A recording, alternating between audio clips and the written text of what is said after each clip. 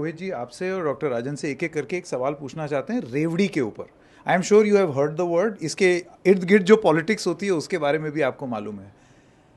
What do you think that we in our country need to define? एक परिभाषा होनी चाहिए कि रेवड़ी क्या है और जन कल्याण क्या है, क्योंकि अक्सर राजनीति में हम देखते हैं कि दोनों के बीच का फासला नहीं पता चलता। मतलब लोगों को, लाभार्थी, उनको अन्न देना, ये जन कल्याण है या रेवड़ी है? बिजली फ्री में देना, ये जन कल्याण है या रेवड़ी है? और इसका डायरेक्ट इम्पैक्ट इकोनॉमी पर है, क्योंकि जाहिर सी बात है वो पैसा कहाँ से आएगा? देखिए, इसमें एक बड़ा ही सिंपल सा एक तत्व है जो I think which is at play here कि तो मेरा ट्रांसफ़र जन कल्याण, तुम्हारा ट्रांसफ़र लेवरी।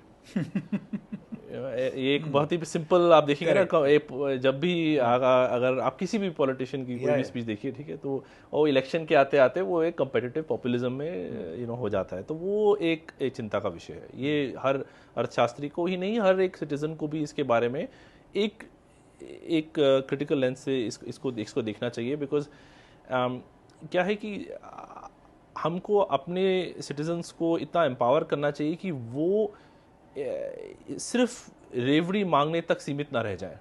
कि आप अपनी सरकार से क्या मांगते हैं? क्या सरकार का रोल सिर्फ यही है कि वो आरक्षण दे गवर्नमेंट जॉब्स में और रेवड़ी दे?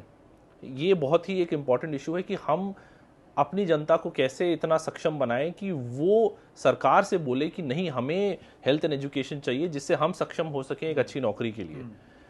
जो अभी जो डिबेट है, ऐसा नहीं, हम किताब में भी लिखते हैं बहुत क्लियरली कि ऐसा नहीं है कि सरकारों को, सिटीजन्स को सपोर्ट नहीं करना चाहिए। बिल्कुल करना चाहिए, बिल्कुल होना चाहिए। और भारत जैसे गरीब देश में तो बहुत अच्छे डिज़ाइन करके और बहुत अच्छी मात्रा में होना चाहिए। लेकिन जिस दिशा में हम जा रहे हैं वो दिशा थोड़ी संकटपूर्ण है, क्योंकि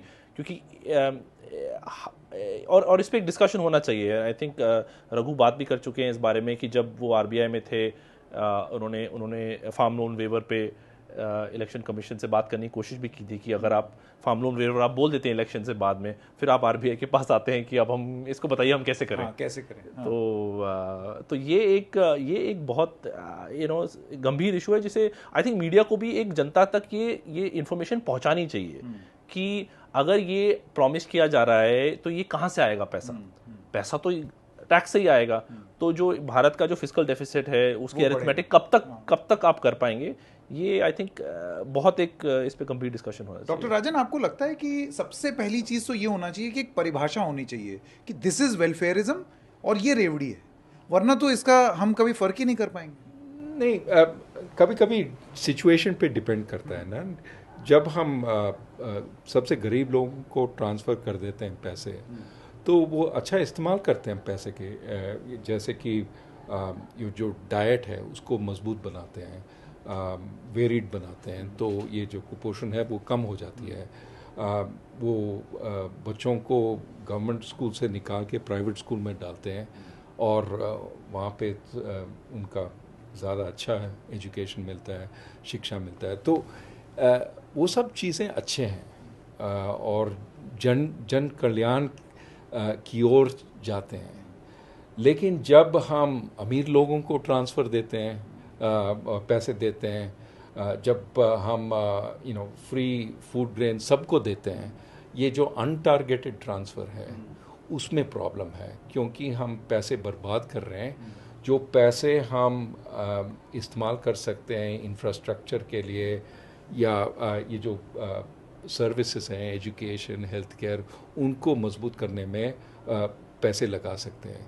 तो मेरे ख्याल में हर एक पार्टी को ये अच्छी तरह से कैलकुलेट करना चाहिए कि हम गरीब लोगों को कितना दे सकते हैं और बिना तिजोरी को, बिना खजाना लुटाए।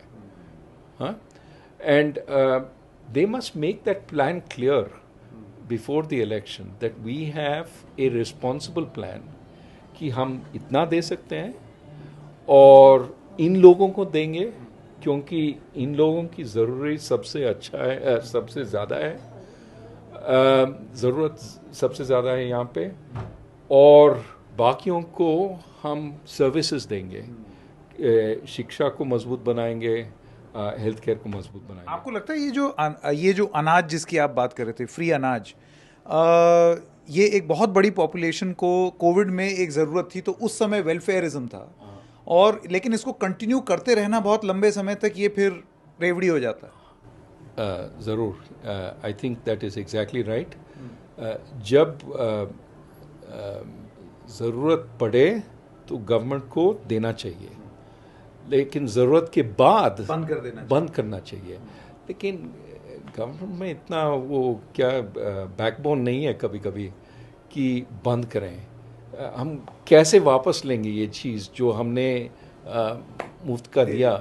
कहीं चुनाव ना हार जाए। हाँ, तो वो this is the problem with any kind of benefit transfer. It's very easy to give.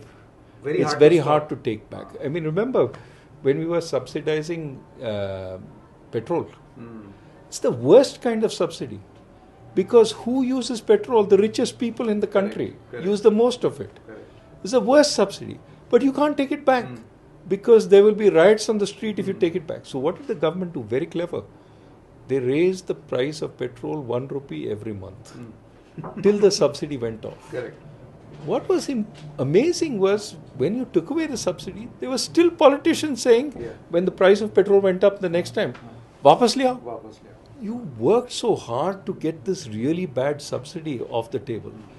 This is what Rohit says, that वो dialogue जो है अटक गया कि कितना पैसे दें, कितना रेवड़ी दें।